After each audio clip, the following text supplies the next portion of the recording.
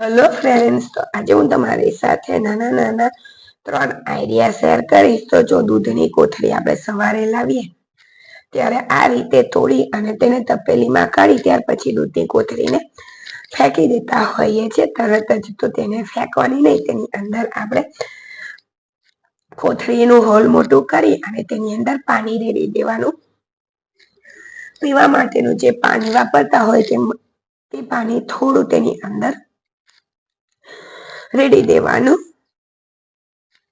આ રીતે અને કોથળીમાં સરસ રીતે તેને હલાવી લેવાનું. ત્યાર પછી આ પાણીને બહાર એક વાડકીની અંદર કાઢી લેવાનું અને આ જ પાણી આપણે બીજી કોથળીની અંદર પણ એડ કરી દઈશું. આમ એટલા માટે કરવાનું કે કોથળીની અંદર થોડું દૂધ ચોટેલું રહેલું હોય છે, તે દૂધનો આપણે સરસ રીતે ઉપયોગ કરી લઈએ અને આ પાણીને પછી આપણે ચા ઉકાળવા માટે યુઝમાં લઈ લેવાનો. ચા અને ખાંડને ઉકાળવા માટે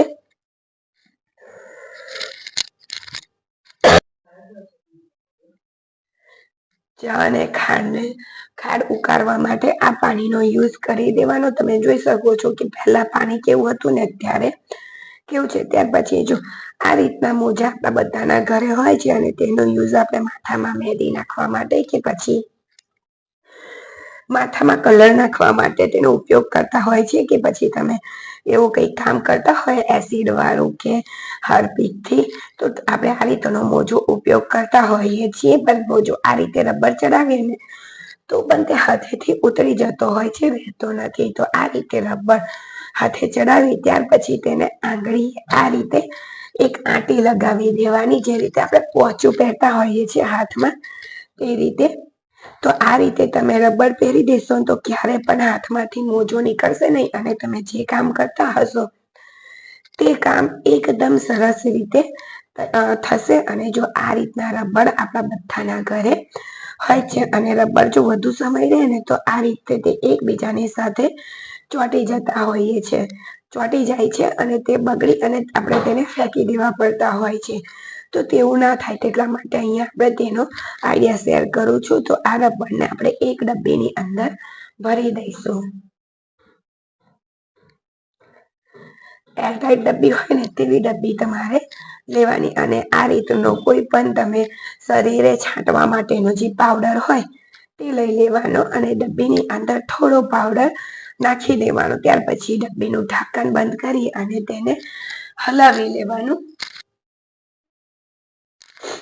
તો અહીંયા જુઓ, મેં સરસ રીતે રબર અને પાવડરને મિક્સ કરી દીધું છે અને અહીંયા તમને કાઢીને પણ બતાવું. જ્યારે આ રબર જોઈએ ત્યારે આપણે તેને લૂછીને તેનો યુઝ કરી લેવાનો. આ રીતે રબર ક્યારે બગડશે નહીં. અને જો આ રીતનું કેસરોલ રોટલી મૂકવા માટે આપણે બધા જ યુઝ કરતા હોઈએ છીએ, તો તેમાં 1 ચમચી આ રીતે મૂકી જોજો તો તમને ખૂબ જ કામ લાગશે. તો જો અહીંયા આપણે આ રીતે કેસરોલમાં આ રીતે આપણે ગરમ રોટલી રાખતા હોઈએ છીએ, તો રોટલી શું થાય કે ગરમ હોવાને લીધે જ્યારે આપણે ઢાંકણ બંધ કરી દઈએ ત્યારે ઢાંકણ ઉપર અને અંદરની બાજુએ સેવાળ એટલે કે ગરમ રોટલી હોય એટલે તેની ભાપને લીધે સેવાળ થઈ જતી હોય છે. તો આ રીતે તમારે ચમચી તેની રાખી દેવાની, એટલે તે થોડું પોલું રહેશે ને તેને લીધે હવા નીકળી જશે અને તેની ઉપર પાણીના ટીપા નહીં વળે, એટલે કે સેવાળ નહીં વળે. અને આ રીતની મેટલની બંગડીઓ આપણા બધા પાસે હોય છે. તે ક્યારેક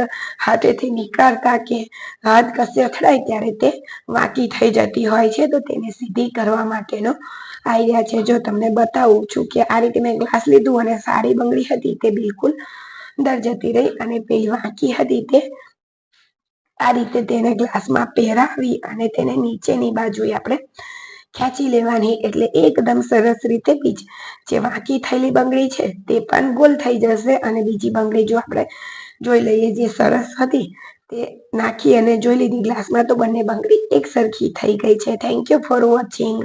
કૂક થવા રાખી દીધા છે. ટામેટાને જલ્દી કૂક કરવા માટે તેની અંદર તમે મીઠું નાખી દેશો ને તે તો એકદમ જલ્દીથી કૂક થઈ જશે. ત્યાર પછી અહીંયા જો બટાકાના છોડા લીધા છે. બટાકાને છોલીને અત્યારે તમે બેઝિંગની હાલત જોઈ શકો છો કે કેવી છે.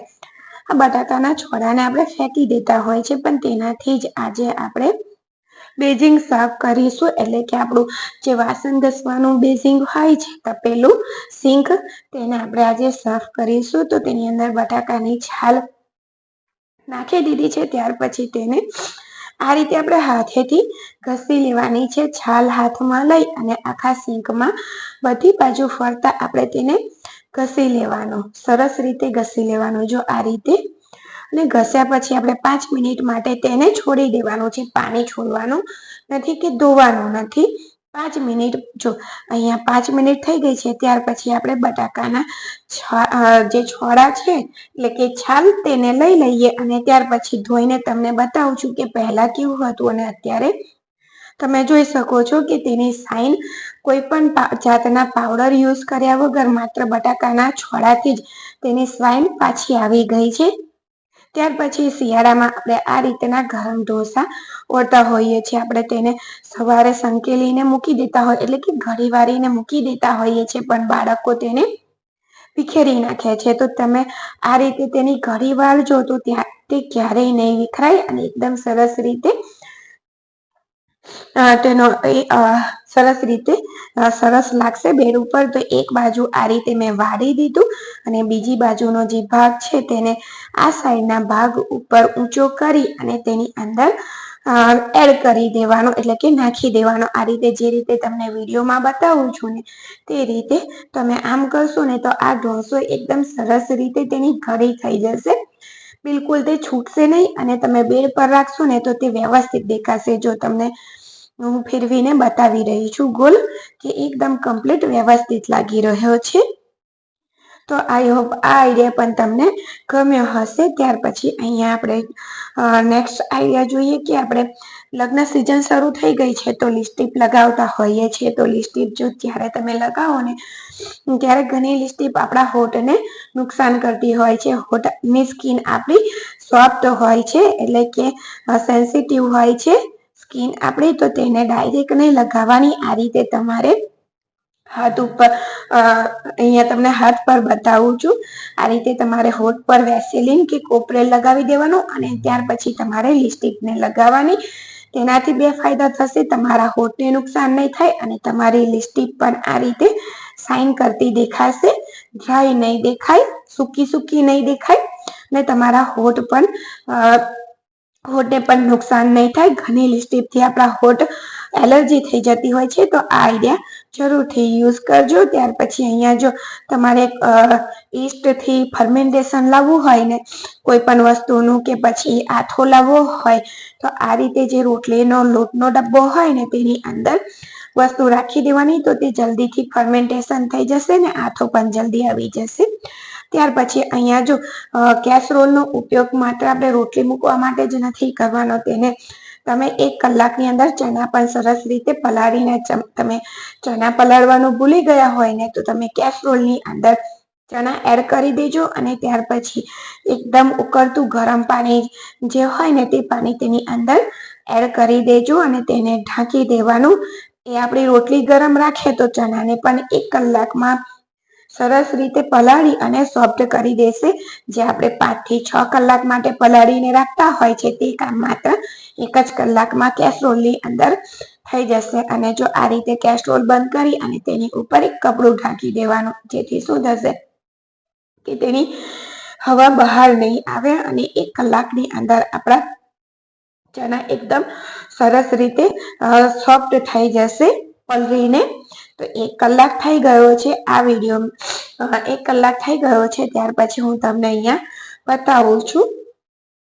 જો તમે જોઈ શકો છો કે આખો ચણાનો કલર ચેન્જ થઈ ગયો છે. જે રીતે આપણે 4 થી 5 કલાક માટે પલાળીને રાખીએ ને તે રીતનો થઈ ગયો છે. અને અહીંયા હું તમને એક દાણો તોડીને પણ બતાવું છું હાથથી કે કેટલો સોફ્ટ થઈ ગયો છે. જો હાથને તાકાત પણ નથી પડતી અને એકદમ સરસ રીતે તે તાકાત એટલે કે થોડી તો લાગશે, કાચો દાણો છે ને પણ જો એકદમ સરસ રીતે અંદર સુધી પલળી ગયો છે. એટલે હવે તેને તમે બાફવા માટે રાખી શકો છો. તો ઇન્સ્ટન્ટ 1 કલાકમાં તમે ચણાની કેસરોલની અંદર પલાળી અને તૈયાર કરી શકો છો.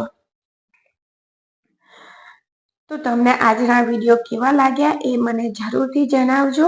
અને આજના આ બધા બધા કિચન આઈડિયા કે હોમ આઈડિયા તમને ગમ્યા હશે. એક પેકેટ મેં તોડ્યું હતું, તેમાંથી દ્રાક્ષનું પેકેટ, તેમાંથી થોડી મેં આ બરણીમાં વાપરવા માટે કાઢી લીધી છે.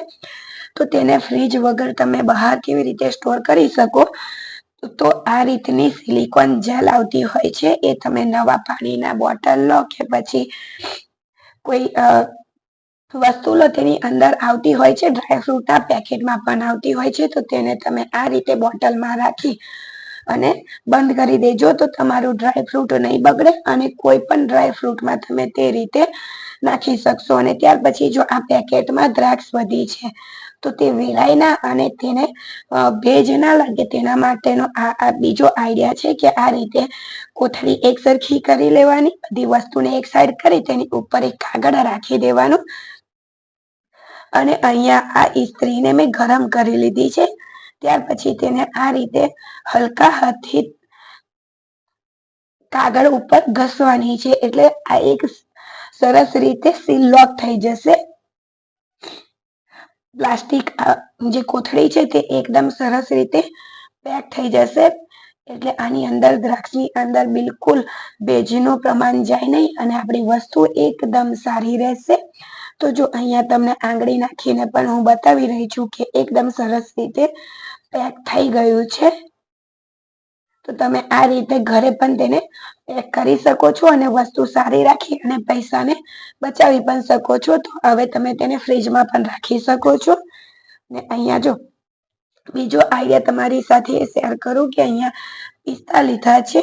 પિસ્તાને પણ આ રીતે આપણે બોટલમાં ભરીને રાખતા હોય છે, તો તેને પણ ભેજ ના લાગે અને સારી રીતે સાચવી રાખીએ તેનો આઈડિયા છે. અને જો આ રીતની સિલિકોન જેલ તમારી પાસે ના હોય તો પણ તમે તેને કેવી રીતે સાચવી શકશો ને તેનો આઈડિયા છે આ. અને તમે કોઈ પણ ડ્રાય ફ્રૂટમાં ઉપયોગ કરી શકો છો. તો તેની માટે મેં એક નાનું કાપડ કાપી લીધું છે અને તેની અંદર થોડાક 1 ટીસ્પૂન જેટલા ચોખા લઈ લેવાના અને તેને આ રીતે કાપડની અંદર રાખી અને આ રીતે ગળી વાળી અને પોટલી તૈયાર કરી લેવાની છે. ચોખા એ આ રીતની પોટલી તૈયાર કરી દેવાની. ચોખા એ પિસ્તાની અંદર રાખવાથી આ રીતની પોટલી જ્યારે આપણે રાખીશું ને ત્યારે તેની અંદર ભેજ નહીં લાગે. ભેજ લાગશે તો પણ તે આ ચોખા શોષી લેશે, એટલે કે સોક કરી લેશે, એટલે આપણા પિસ્તા પણ બગડશે નહીં. અને તમારી પાસે ટીસ્યુ હોય તો તમે ટીસ્યુમાં પણ આ રીતે ચોખા રાખી અને પિસ્તાની બોટલની અંદર રાખી શકો છો. ત્યાર પછી નેક્સ્ટ આઈડિયા એ છે કે આ રીતની રહી આપણે આખા વર્ષ માટે સ્ટોર કરતા હોઈએ છીએ, તો તેની અંદર જીવડા ના પડે તેની માટેનો આઈડિયા છે. તો તેની માટે અહીંયા આપણે સૂકા લાલ મરચા લઈ લેવાના. તીખા સૂકા લાલ મરચા હોય તે લઈ લેવાના. તેને આ રીતે આપણે રઈની અંદર મૂકી અને તેને બંધ કરીને રાખી દેવાના છે, જેનાથી તેની અંદર જીવડા કે ઈયળો નહીં પડે અને આપણી રઈ આખું વરસ માટે સારી રહે.